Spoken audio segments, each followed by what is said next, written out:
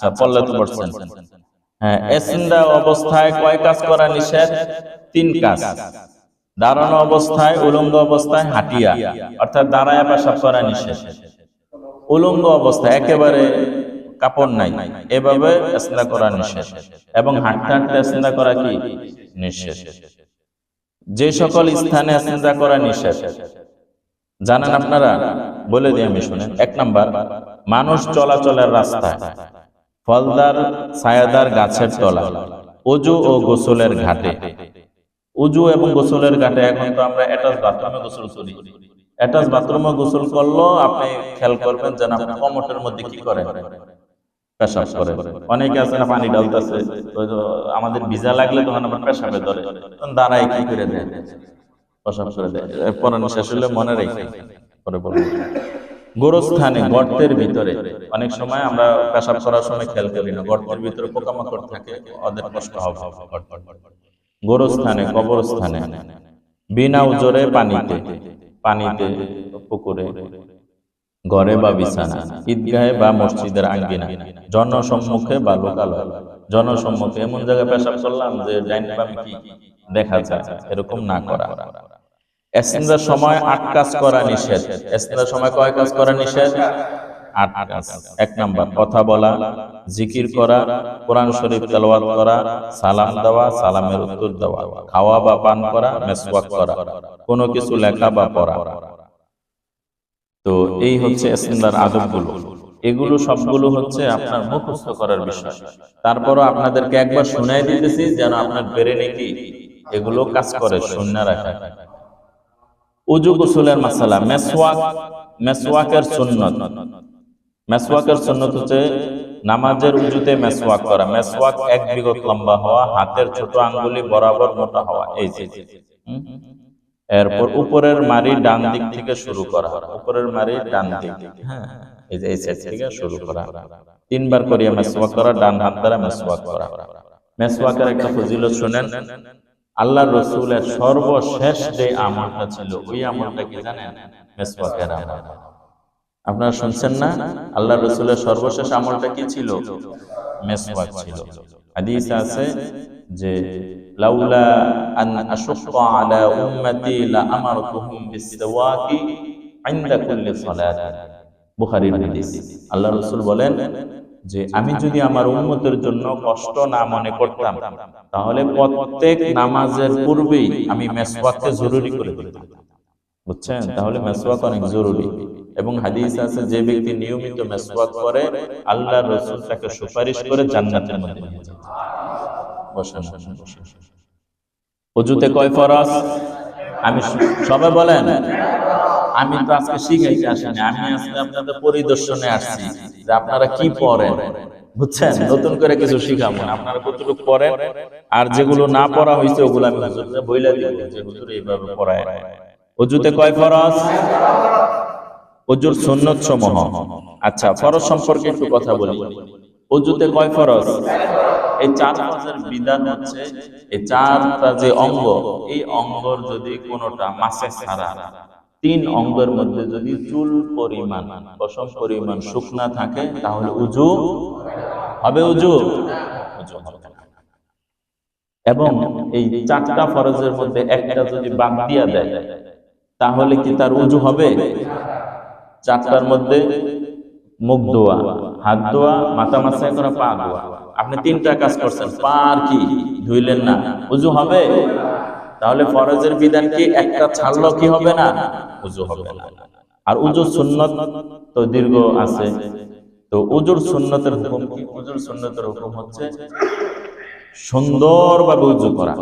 হাদিস আছে, কোন ব্যক্তি যদি উত্তম রূপে ওযু করে, অতঃপর 2 রাকাত নামাজ পড়ে, আল্লাহ তাআলা তার পিছনে সব গুনাহ মাফ করে দেন। এত আস্তে সুবহানাল্লাহ কইছেন? একটু আস্তে কোন।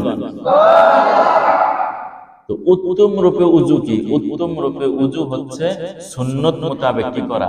ওযু করা। আমি ওঠার পরে আপনাদেরকে যা যা বলবো, 1 নাম্বার হচ্ছে দাঁড়ানোর পর প্র্যাকটিক্যাল নামাজ যেটা, এটা প্রথমে আমি বলবো। এরপর নামাজের ভিতরে যে সমস্ত দোয়াগুলো করে, এগুলো আমরা শিখব। হুজুর তো আপনাদেরকে সবসময় শিখায়। এরপর হচ্ছে সময় থাকলে ওই আমাদের যে বইটা আছে দ্বীনি শিক্ষা বইটা, ওটা আমি পড়াইতে থাকবো ধারাবাহিকভাবে, বুঝছেন। আজকে যেহেতু সময় একটু সুযোগ আছে। এক নাম্বার হচ্ছে দাঁড়ানোর পর আপনার দোনো পা কেবলার দিকে থাকবে এবং দোনো পা সমান থাকবে। এবার খেয়াল করেন, দেখেন হয়েছে কিনা। হাফিজ ভাই আপনার সামনে আসেন, হুজুর সামনে আসেন, আপনি সামনে আসেন। না না, হ্যাঁ না না, ফাঁকা করে হইলো, ফাঁকা করে দাঁড় করাইছে হইলো, মাঝখান দিয়ে আমি যাবো তো, বুঝেন নাই? এই যে এখন যে আপনি আইলেন, ফাঁকা না থাকলে আপনি আইতে পারতেন না। আহা, আমি নামাজ পড়তেছেন নাকি? নামাজ নামাজ শিখতেছেন, নামাজ পড়তেছেন না তো? হ্যাঁ, নামাজের মধ্যে দাঁড়াইবেন, মাঝখানে যেন ফাঁকা না থাকে, কাঁধের সাথে কাঁধ মিলাইবেন, মিশা মিশা দাঁড়াইবেন। হাদিসে আছে দুই বান্দা যখন মুসল্লি দাঁড়ায়, মাঝখানে যদি ফাঁক থাকে, ওই ফাঁকের মধ্যে শয়তান ঢুকে যায়, তখন তার নফসের মধ্যে ওয়াসওয়াসা দিতে থাকে, বুঝছেন? এই হচ্ছে নামাজে দাঁড়ানোর পদ্ধতি। কিন্তু এখন তো শিখতেছেন, নামাজে কথা বলে তো সবাই তো কথা কন, জি না কইলেন, তাহলে নামাজ শিখতেছেন। প্রথম হইলো দোনো পা সমান বরাবর কেবলার দিকে থাকবে। হুজুর এই সাইড খেয়াল করেন, হাফিজ ভাই সাইড খেয়াল করেন, সুবহান কাকাও সামনে আসেন, আমরা তো হইলো পুরান মানুষ, খেয়াল করেন যেন আমি বলার সাথে সাথে যেন সবার পা গুলো ঠিক আছে কিনা। সবাই নিচের দিকে তাকান, দেখেন আপনার পাটা ঠিক আছে কিনা। হ্যাঁ, একটু দইরা দইরা দেখাই দিবেন। এই হলো এক নাম্বার। দুই নাম্বার, সোজা হয়ে দাঁড়ানোর পর আমাদের মাথায় মোট টান টান করে শক্ত হয়ে থাকে, এরকম না, স্বাভাবিক মাথাটা কি স্বাভাবিক ভাবে থাকবো।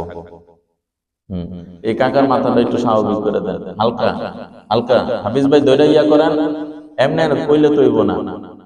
হ্যাঁ, হালকা স্বাভাবিক, গার যেন শক্ত না হয়, স্বাভাবিক, ঠিক আছে। এরপর হচ্ছে আমরা হাত উঠাবো, হাত থাকবে কেবলার দিক, হাতের পিঠ সমান বরাবর কেবলার দিকে থাকবে, আর এই দুই বুড়া আঙ্গুল কান বরাবর থাকবে, ঠিক আছে। যেন এই যে এরকম, খেয়াল করেন, সব আমার দিকে তাকান, আমিও দাঁড়াই এরকম, এরকমও না, এরকমও না, আবার সাপের মতো না, ঠিক আছে, স্বাভাবিক। হালকা চাইলে হালকা একটু ডালের দিকে, হালকা একটু ডালের দিকে দিয়া এই যে এরকম সবাই উঠান। হ্যাঁ হ্যাঁ হ্যাঁ, ধরাই দেন, দেন, হাত উঠান, হাত উঠান। এই যে ওনার হাতটা ঠিক করেন। হ্যাঁ, ধরেন, এই যে আমান ভাইয়ের হাতটা ঠিক করেন, আমান ভাইয়ের হাত ঠিক করেন, চেহারার দিকে হয়ে গেছে। হুজুর হাত দইরা ঠিক করে না, হ্যাঁ বুঝে না, হাত দইরা টিপ্পা টিপ্পা ঠিক করেন। হ্যাঁ হ্যাঁ, এই যে এই আক্তার ভাইয়ের হাত ঠিক করেন, কেবলার দিকে হাত থাকবে, হাতটা থাকবো কেবলার দিকে, চেহারার দিকে না। হ্যাঁ, এই যে বকুল ব্যাপারে হাত ঠিক করেন। হ্যাঁ, হাতটা ব্যথা হয়ে গেছে না, হাত নামান।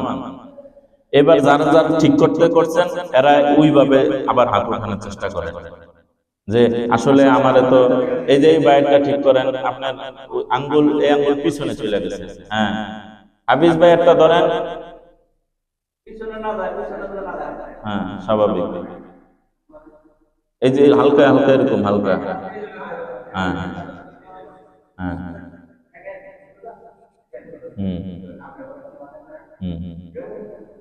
হ্যাঁ, হাত নামান। তো আমি কয়েকজন যে বললাম না, ওনারা বাকিটা কি করবেন, এরকম ভাবে প্র্যাকটিস করবেন। দুই নাম্বার, হাত গোছান, এরকম হাত গোছান, গোছায় নাকি কি, তাড়াতাড়ি করেন। এই যে এই তিন আঙ্গুল এরকম করেন, আর এই দুই আঙ্গুল এরকম করেন, আমার মতন করেন, আগে দেখেন, দেখছেন, দেখছেন। এবার বাম হাত আছে না, বাম হাতটা ডান হাতের উপরে এমনি রাখেন, এই কবজির উপরে। কোথায়? কবজির উপরে। এই দুইটা আঙ্গুল দিয়ে কবজিটারে ধরেন, বুঝছেন, আর এই তিন আঙ্গুল উপরে রাইখা দেন, বুঝছেন। আরে বাঁধতে তো কই না, ধরতে কইছি, বাঁধছেন কে? এমনি এমনি ধরেন, ভালোভাবে আরাম করে ধরেন, সামনে পেটের সামনে আনেন, পেটের সামনে আনেন, ভালোভাবে ধরছেন। টাইট করে ধরছেন। এবার আপনি ছাড়বেন, যতটুকু যায় অতটুকু আপনার সীমানা, বুঝছেন? যতটুকু যায় অতটুকুই কি আপনার সীমানা। ইউটিউব থেকে আলাদা কথা বলি না, 10 ধরনের 15 ধরনের বান্ধনের কোনো প্রয়োজন নাই। যতটুকু দেখাইছি এতটুকুর উপর যদি বাঁধেন তাহলে সব হাদিসের উপর আমল হবে। বিষয়টা বুঝছেন? সব হাদিসের উপর কি হবে? আমল হবে। প্রথম আগে হাতটা আবার সামনে আনেন, আরাম করে ধরেন। হাতটা ধরছেন, এরকম করে দেখান তো আমাদের সবাই।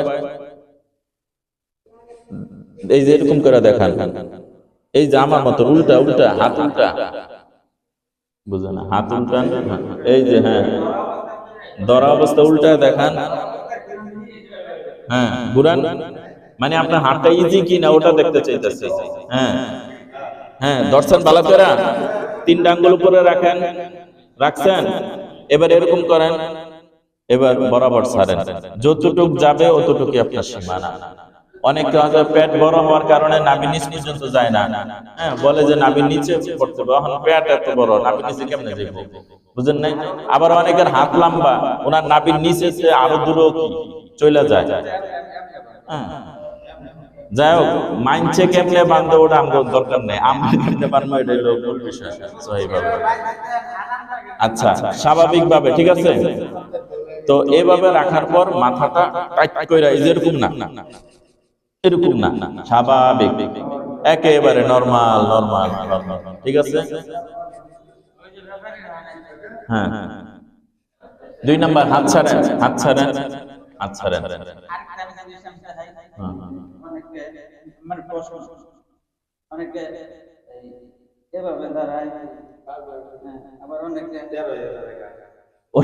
ওটাই তো বলছি, শক্ত না, স্বাভাবিক, একেবারে আপনার স্বাভাবিক। এবং আপনার আপনার দৃষ্টিটা সিজদার ওখানে থাকবে, নামাজের মধ্যে এদিক সেদিক কি তাকাবেন না। এরপর হচ্ছে রুকু। রুকু দেওয়ার আগে কথাটা শুনেন ভালোভাবে। সবাই দোনো হাত এমন করেন, এমন খাপ দেয় না, খাপ করে ধরে, এরকম খাপের মতো ধরছেন। এই খাপলাটা 2টা হাঁটুর মধ্যে শক্ত করে ধরবেন, বুঝছেন? ধরবেন। ধরার পর রুকু দেওয়ার নিয়ম হইলো পিঠ, মাথা, কোমর এগুলো যেন সমান থাকে। আমরা এটা বলি না যে সব যেন সমান থাকে, কিন্তু আমরা সমান হয় না। সমান করার সহজ একটা পদ্ধতি হচ্ছে আপনি এই সামনের যে আঙ্গুল, সামনের আঙ্গুলে একটু চাপ দিবেন, যেন আপনি একটু ঝুঁকতেছেন। তখন দেখবেন অটোমেটিক আপনার পিঠগুলো কি হবে, পিঠ, মাথাটা এগুলো সব সোজা হবে। হ্যাঁ, সামনের এই আঙ্গুলগুলোর দিকে হালকা একটু ঝুঁক দিবেন। শোলের বটটা পায়ের ভিতরে আঙ্গুলের উপর ফালাইলে দেখবেন যে আপনার গা, পিঠ, মাথাটা কি অনেকটা সমান হয়ে যাবে। এরপরে বাকি যারা আছেন পিঠগুলো সোজা করবেন এবং এই 2 হাত দিয়ে হাঁটুটা ধরবেন, হাঁটু যেন না ভাঙা যায়। এই যে দেখেন হাঁটু ভাঙে, এরকম না, হাঁটুটা থাকবে সোজা এভাবে, ঠিক আছে। অনেকে এই ভুলটা করে, এরকম দেওয়ার পর এরকম করে, এরকম করলে তো উটের কুজার মতন হয়ে যায়, সমান হয়? সমান হয় না। জি, হ্যাঁ, সবাই রুকুতে যান, সবাই রুকুতে যান। আমরা রুকু দিলাম, এরপর হচ্ছে সেজদা। সেজদা দেওয়ার ক্ষেত্রে আপনার এই দোনো হাত রাখার পর এই 2 আঙ্গুল আছে না, এটা কেমনে যেন খুললাল তোলাইলাম, এই 2 আঙ্গুল আছে না, এই 2 আঙ্গুল, এই আঙ্গুলের নাম কি? বুড়া আঙ্গুল, হ্যাঁ, বৃদ্ধা আঙ্গুল। এই 2 আঙ্গুলের মাঝখান বরাবর নাকটা রাখবেন, প্রথম হাতটা রাখবেন। প্রথম হলো হাঁটু রাখবেন, পরে হাত রাখবেন, পরে নাক রাখবেন, পরে কপাল রাখবেন। সেজদার মধ্যে চোখ বন্ধ করে রাখবেন না। চোখ কি বন্ধ থাকবে না খোলা?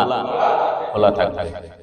এরপর হচ্ছে এই হাত যেন এই মাঝখানে ফুকা না থাকে, জমিনের মধ্যে চাপ দিয়ে রাখবেন। এই যে কোনই বগলের সাথে লাগাইবেন না, ফাঁকা রাখবেন। এতটা ফাঁকা রাখবেন না যে অন্য শরীরে কি কোনই লাগা যায়, এরকম না। হ্যাঁ হ্যাঁ, চেষ্টা করবেন জমিনের সাথে মিলাইতে। হ্যাঁ, এমনি এমনি তো মিলবো না, জমিনে রাখলে মিলবো। এরপর হচ্ছে আপনার এই 2 পা আছে না, 2 পা তো ওই সাইডে থাকে। আঙ্গুলগুলো আমরা বসার সময় আঙ্গুল বডি না, ওরকম ভাবে কি আঙ্গুল বইটা রাখবেন, বুঝছেন? জমিনের দিকে বইটা রাখবেন। এরপর হচ্ছে 1 পা অথবা দোনো পা, কোনো পায়ে সেজদার মধ্যে যায় উপরে উঠাই দিবেন না। অনেকে কি করে উঠাইতে উঠায় এক পায়ের উপর আরেক পা এমনি দেয়, বুঝছেন, এগুলো নিষেধ। এরপর হচ্ছে এই যে মাঝখানের যে কোমরটা, কোমর এবং পিঠ, এটা শূন্যের উপরে রাখার চেষ্টা করবেন। মহিলাদের মতন কি কুজু হয়ে যাবেন না।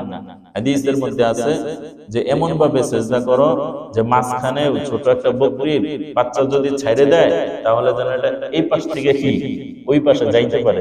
কারণ ওই পাশ থেকে এই পাশে যাইতে হলে আপনার এই সাইড বাহু থেকে আলাদা রাখতে হবে এবং কোমরটা উঁচা রাখতে হবে, মাঝখানে যেন কি থাকে, ফাঁকা থাকে।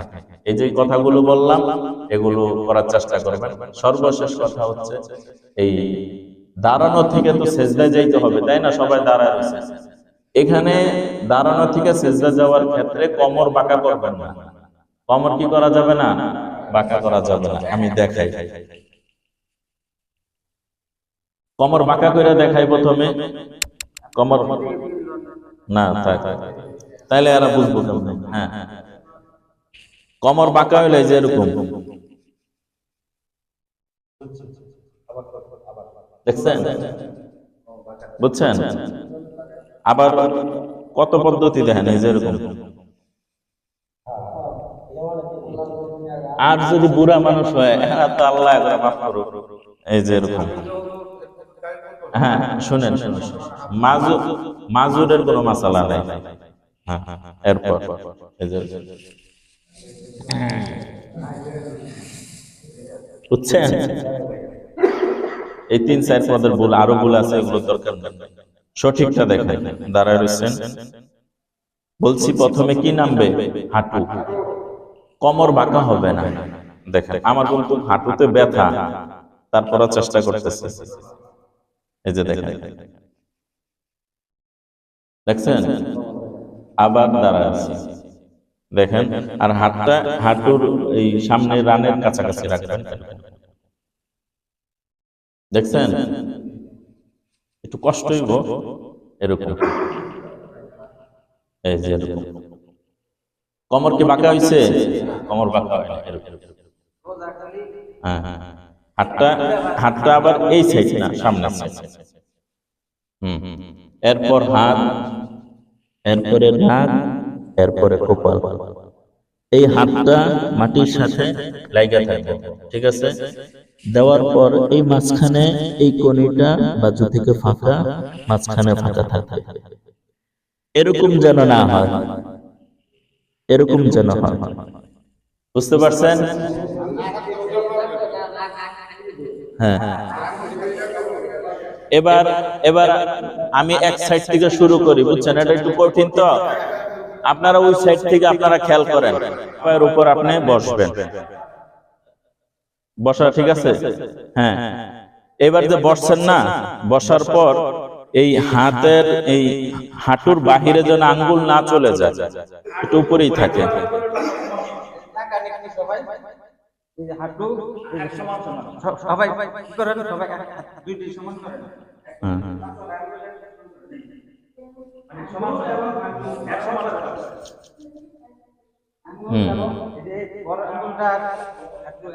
জি, এবার আবার সেজদা দেন।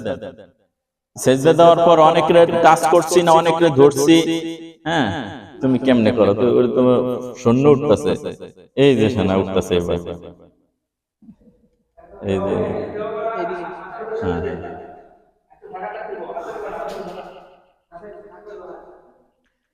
সেজদার মধ্যে কিন্তু নাক লাগাইতে হবে, বুঝছেন? হ্যাঁ, বসেন বসেন বসেন। হ্যাঁ হ্যাঁ হ্যাঁ, না হ্যাঁ, সমস্যা নেই, স্বাভাবিক। শুনেন, আঙ্গুলগুলো খেয়াল করেন এদিকে, আঙ্গুলগুলো খোলাও রাখবেন না, চাপাও রাখবেন না, যেভাবে আপনার আরাম হয় ওইভাবে কি আপনার রাখবেন।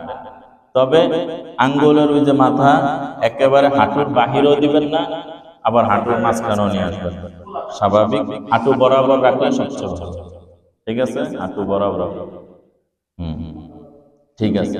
এই যে আমরা এক রাকাত পড়লাম না, এই হচ্ছে জিন্দেগির সব নামাজ মোটামুটি।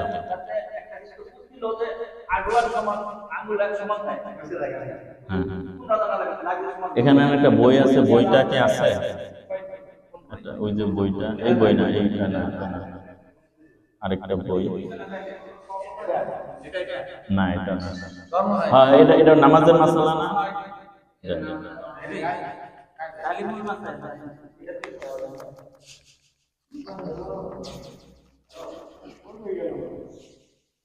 আচ্ছা, এবার সবাই আরাম করে বসেন, যেভাবে আপনার আরাম করে বসেন।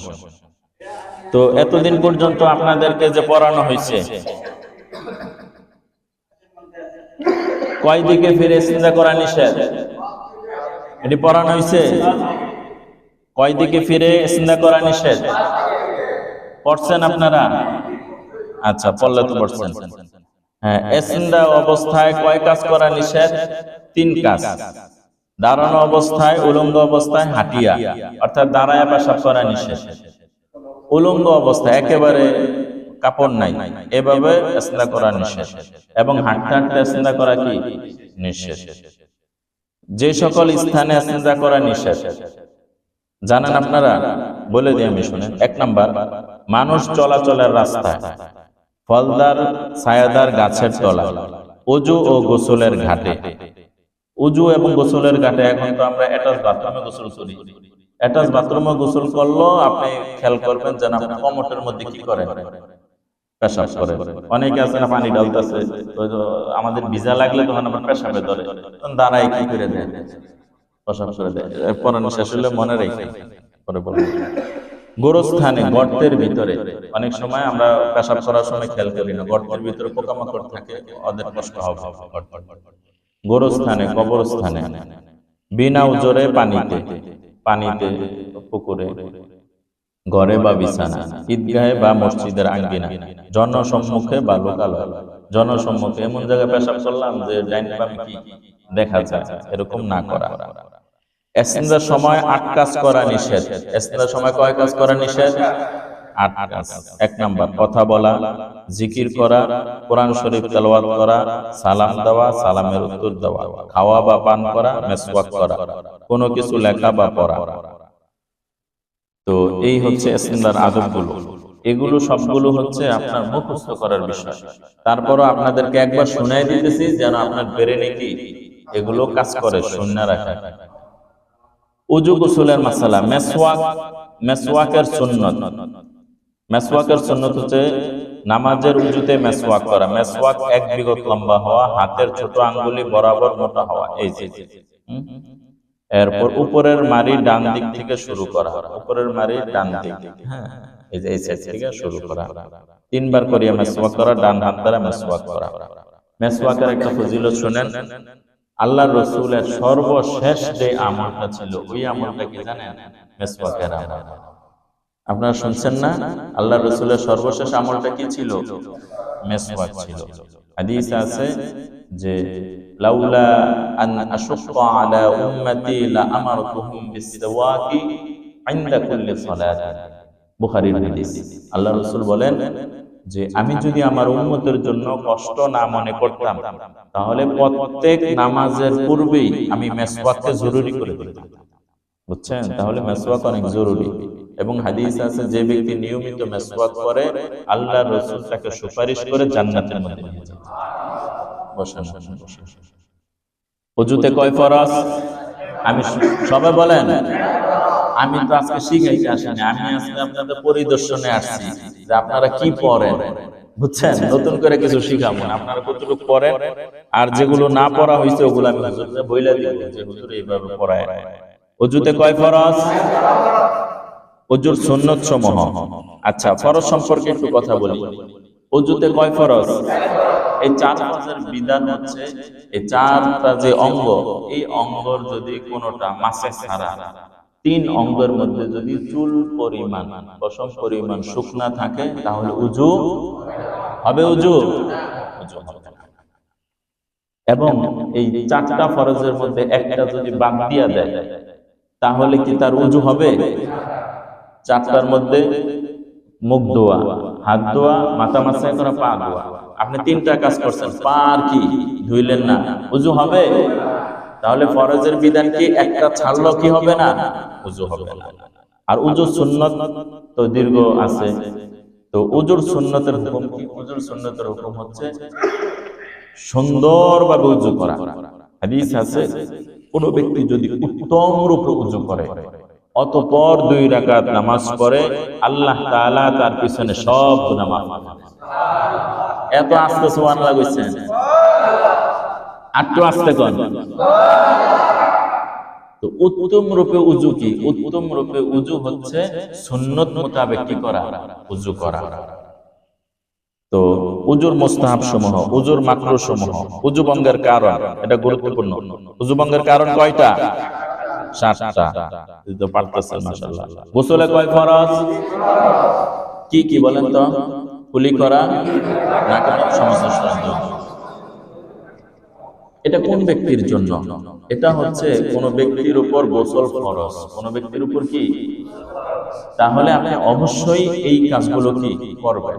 আরেকটা সহজ পদ্ধতির কথা বলি, আপনার উপর যখন গোসল ফরজ হয়, স্ত্রীর সাথে থাকলেন অথবা গোসল ফরজ হলে আপনি সর্বপ্রথম বাথরুমে যাওয়ার পর আপনি উজু করবেন। কি করবেন? উজু করবেন। এরপর পা কি ধুইবেন না, সর্বশেষ যখন বাথরুম থেকে বের হবেন অল্প একটু পানি কি পায়ের মধ্যে ঢাইলা দিবেন। তাহলে ফরজ আদায় হয়ে গেল, উজুও কি হয়ে গেল। অনেকে এই ভুলটা করে যে, হ্যাঁ, অনেকে এই ভুলটা করে সুন্দর করে আগে গোসল করে, করার পর গোসল যখন শেষ এরপরে উজু করে, কইরা পরে কি বের হয়। তো ওই শেষের উজুটা হবে অপচয়। শেষের উজুটা কি হবে? কারণ গোসল করলেই উজু কি হয়ে যায়। কারণ উজুতে কয় ফরজ? 4 ফরজ না? আপনি যখন গোসল করেন তখন হাত কি শুকনা থাকে না হাত ভিজা যায়? আরো সহজ উদাহরণ দিই, 2 বন্ধু এই আপনার মসজিদ থেকে দলনা যাইতেছে, খালপার আছে না, দেলনা, একজন তো ধাক্কা মেরে দিল, বুঝছেন? একটা সুবানি খায় কি উঠলো, এর ভিতরে নামাজের সময় হয়েছে, সে কাপড় পাল্টায় মসজিদে ঢুকে গেল। বলেন এর নামাজ হবে? এই যে কেন হইতো না? সুবানি খাওয়ার সাথে সাথে তো 4 রকম ভিজে গেছে। নাকে ফরজের কথা কইতেছে, হুজুর ফরজ 4টা না? হুজুর ফরজ কয়টা? সুবানি খাওয়ার সাথে সাথে 4 ফরজ কি হয়ে গেছে? আদায় হয়ে গেছে। আর নতুন করে আর হুজুর কি প্রয়োজন? কিন্তু যদি গোসল ফরজ হয়, গোসল ফরজ হলে কুলি করতে হয়, নাকে পানি দিতে হয়, এরপর সমস্ত শরীর। এখন আপনার উপর গোসল ফরজ, আপনি বাথরুমে যান, শ্যাম্পু দিয়ে মাথা ভালোভাবে ধুইছেন, শরীর 10 বার মুছছেন, মাপছেন, কিন্তু আপনি নাকেও পানি দেন নাই, কুলিও করেন নাই, খুব খুব সুন্দরভাবে গোসল করে বের হইছেন। বলেন তো গোসলটা কি সুন্দর হইছে? ফরজ গোসল আদায় হইছে? এই যে অনেকে মেট্রিক পাস করে ফেলে, অনার্স পাস করে, মাস্টার্স পাস করে, সুন্দর কইরা গোসল কইরা প্যান্ট শার্ট টাইট কইরা জুমার নামাজ যায়। সপ্তাহে তো নামাজ একটা, সব নামাজ কয়টা? একটা না, শুক্রবার একটা নামাজ, শুক্রবারের একটা নামাজ সুন্দরভাবে গোসল কইরা, অথচ তার উপর গোসল ফরজ ছিল, তাই না? তো এই মাসালার আপনারা শিখলেন, আপনাদের ফ্যামিলিদেরকে শেখাবেন। আচ্ছা, গোসলের সুন্নাত। গোসলের সুন্নাত সহজ হলো কি? উযু করে ফেলবেন, পরে সুন্দর করে গোসল করবেন। তায়াম্মুমের ফরজ কয়টা? 3টা। বলেন তায়াম্মুমের ফরজ কয়টা? কি কি? নিয়ত করা, সমস্ত মুখ মাসহ করা, দোনো হাতের কনিষ্ঠ একবার মাসহ করা। আচ্ছা, তায়াম্মুমের সুন্নাত, তায়াম্মুম ভঙ্গের কারণ, এটার প্রয়োজন নাই। নামাজের মাসাইল, ফরজ নামাজের ওয়াক্ত। বলেন তো ফরজ নামাজ কয় ওয়াক্ত? কি কি বলেন? ফজর, যোহর, আসর, মাগরিব, ইশা। বলেন তো কত রাকাত ফরজ? 17 রাকাত। সবাই কি বলছেন? 17 রাকাত। আচ্ছা, বলেন তো কয় রাকাত সুন্নাত? 12 রাকাত সুন্নতে মুআক্কাদা। এটা কখনোই কি ছাড়বেন না। নামাজের ভিতরে এবং বাহিরে কত ফরজ? সবাই তো বললেন না। হ্যাঁ, মানে এটা পরে নামাজে ফরজ কয়টা? মুড়ি কি ঠান্ডা হয়ে যাইতেছে নাকি? তো সবাই তো জিম্মায় থাকবে। নামাজের ভিতরে বাহিরে কত ফরজ? 13 ফরজ। নামাজের ভিতরে কয় ফরজ? 6 ফরজ। নামাজের বাহিরে 7 ফরজ। এই ফরজগুলো হুজুর আপনাদেরকে পড়াইবো, যদি না পড়া আপনারা শিক্ষা নেবেন হুজুরের কইয়া, ঠিক আছে? এটা কিন্তু কারণ আমি তো শুধু আপনাদের ব্ল্যাক বোর্ডে লেখা কোরআনটা পড়াই, আদার্স বিষয়গুলো যদি আপনাদের ব্রেনে না থাকে সমস্যা তো, তাহলে তো আমাদের কোর্স কথায় কাজে কি থাকলো না, মিল থাকলো না। ঠিক আছে, দুরূদ শরীফ 10 বার না পড়া গোসলে ফরজটা শিখতে যায়, দুরূদ শরীফ বাইতে যায় পড়বেন। মসজিদে 100 বার সুবহানাল্লাহ কওয়ার চাইতে একটা মাসালা শিখতে যায়, এটা বেশি ফায়দা হইতো। বুঝেন নাই? সময়টা কাজে লাগাইবেন। নামাজের ফরজের বিধান বলি। নামাজের ফরজের বিধান হচ্ছে কোন ব্যক্তি যে 13টা ফরজ, কয়টা ফরজ? একটা ফরজ যদি ছেড়ে দেয় তাহলে ওই ব্যক্তির নামাজ হবে না। বুঝছেন কি বলছি বলেন? নামাজ হবে না। এই তো না, এটা বলি নাই। 13টা ফরজ না, 13 ফরজের মধ্যে যদি একটা ফরজ ছেড়ে দেয় তাহলে তার নামাজ, উনি কি সাউজদা দিব? নামাজ বাতিল। নামাজ কি আবার নতুন করে নামাজ কি পড়তে হবে। এবার নামাজের ওয়াজিব কয়টা? 14টা। এই যে পড়েন না আপনারা, নামাজের ওয়াজিব কয়টা? সবাই বলেন। এই 14টা ওয়াজিব শিক্ষা নেবেন হুজুরের কাছ থেকে, দায়িত্ব বাড়াইতেছে। এই ওয়াজিবের হুকুম কি? এর আগে কি কিসের হুকুম বলছিলাম? ফরজের হুকুম। ওয়াজিবের হুকুম শুনেন। ওয়াজিবের হুকুম এই যে 14টা।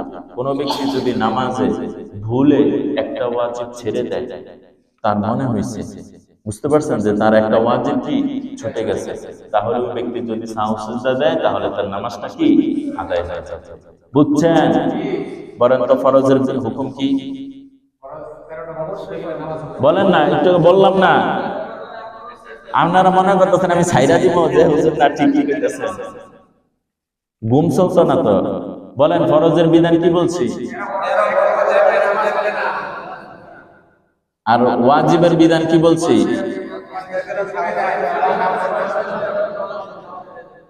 হ্যাঁ হ্যাঁ, আমার বলার টাইম তো নাই, আপনারা শিক্ষা নেবেন। হ্যাঁ ঠিক আছে, এটা উত্তর। ঠিক আছে, সুন্নাত, নামাজের মধ্যে যদি কোনো সুন্নাত ছুটে যায় তাহলে তার নামাজটা হয়ে যাবে, কিন্তু নামাজের যে পরিপূর্ণ সওয়াব ওটা আপনি পাবেন না।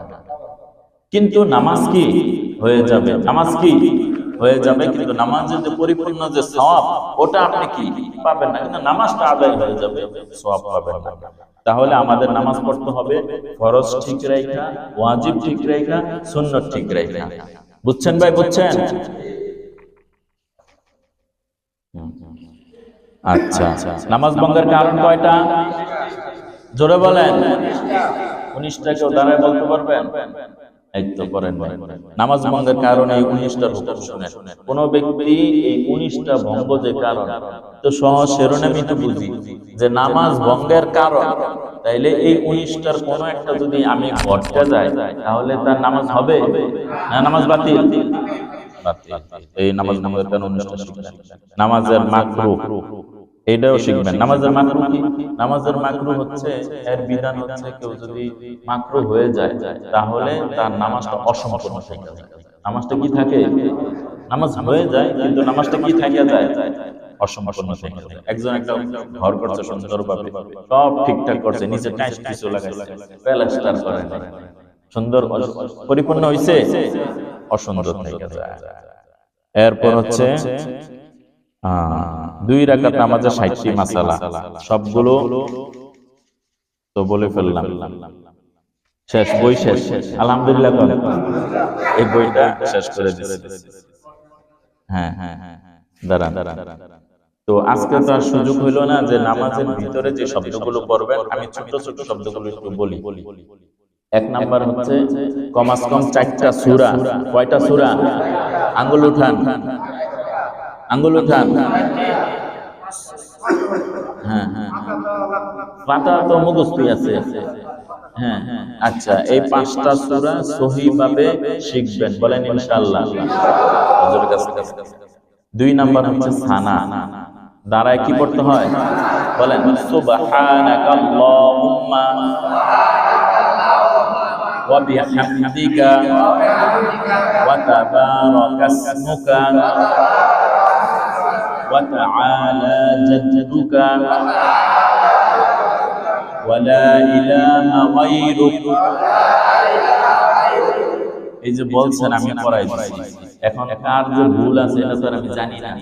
তাহলে আপনি একজন একজন কইরা হুজুরের কাছ থেকে যাচাই করে নেবেন যে হুজুর আমার সানাটা হয় কিনা। যদি বলে যে হয় তো হইল, আর যদি না হয় ভুল যেখানে ওটা শুধরাই নেবেন। হ্যাঁ, হুম, আরে আমি আছি না, আর কেউ না থাক, আমি তো আছি। অল্প সময়ের মধ্যে যতটুকু পারি সর্বোচ্চ চেষ্টা করবেন। আমারে ফোন দিলে তো আমি ফোনটা ধরবো, সর্বোচ্চ চেষ্টা করবেন। এরপর হচ্ছে রুকুতে দোয়া পড়তে হয়, সুবহানা রাব্বিয়াল আ'লা, বলেন আজিম, এটা হলো সুবহানা রাব্বিয়াল আযীম। তাহলে রুকু আর সিজদার তাসবিহটা পড়তে হয়। এরপর হচ্ছে বসে কি পড়তে হয়? প্রথমে আত-তাহিয়াতু, প্রথমে কি পড়তে হয়? তাশাহুদ, এরপরে দুরূদ শরীফ, এরপরে দোয়ায়ে মাসুরা।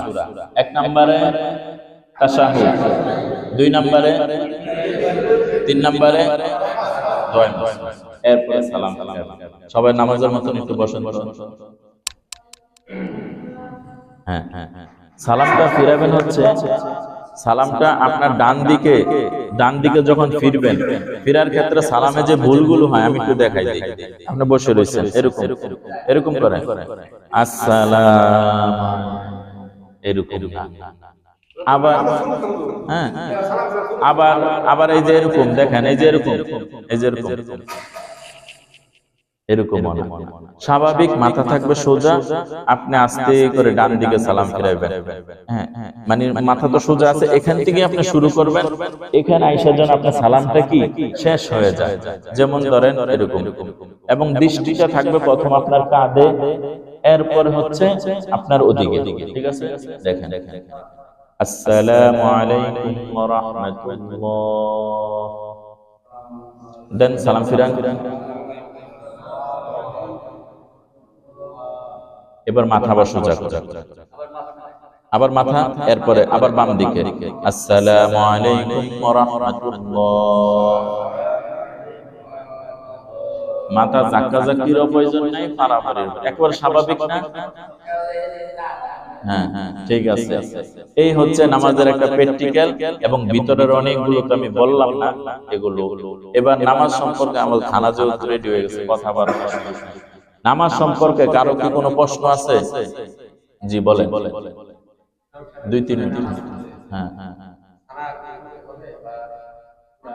হ্যাঁ, যদি জামাতে নামাজ, যদি জামাতে নামাজ পড়েন, তাহলে প্রথমে যখন নামাজটা আপনি শুরু করবেন, প্রথমে আপনি কি করবেন? সানা পড়বেন, কিন্তু সূরা ফাতিহা কি পড়ার প্রয়োজন নাই, একা একা করে। জি,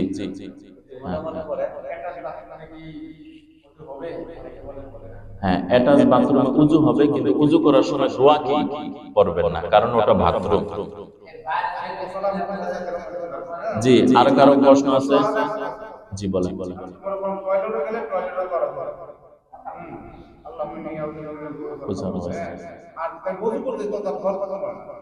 এ কারণে আমি যে আমলটা করি আপনাদেরকে বলি, আমাদের সাধারণত হইলো বাথরুমের মধ্যে কল থাকে এবং বাথরুমের বাইরে বেসিন থাকে, তাই না?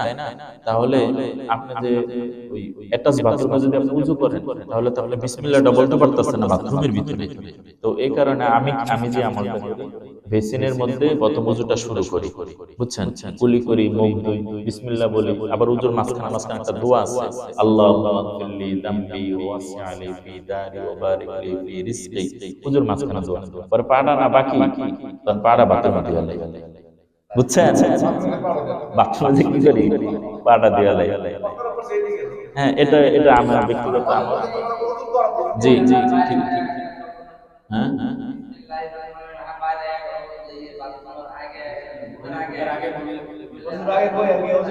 হ্যাঁ, কইরেন, সমস্যা নাই, সুন্দর হয় না। হ্যাঁ, আর কোন প্রশ্ন আছে নামাজ সম্পর্কে? জি,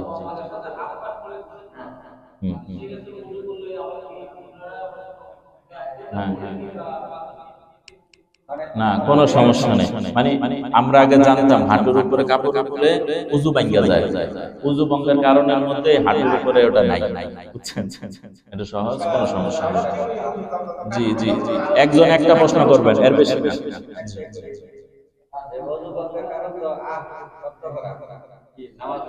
হুম হুম হুম দেখা গেছে আমার ধরে হাঁচি এসে হুম হুম হুম এখন আমি হাত দিয়ে রেখে সমস্যা নেই, সমস্যা নেই। তবে হাসি দিয়ে আলহামদুলিল্লাহ বলার দরকার নাই, কিছু বলার দরকার নেই। হ্যাঁ, জি জি জি। আর কারণ আমার সম্পর্কে প্রশ্ন নেই, হ্যাঁ বলেন, সুবহানাকাল্লাহুম্মা ওয়া বিহামদিকা আশহাদু আল্লা ইলাহা ইল্লা আনতা আস্তাগফিরুকা ওয়া আতুবু ইলাইক।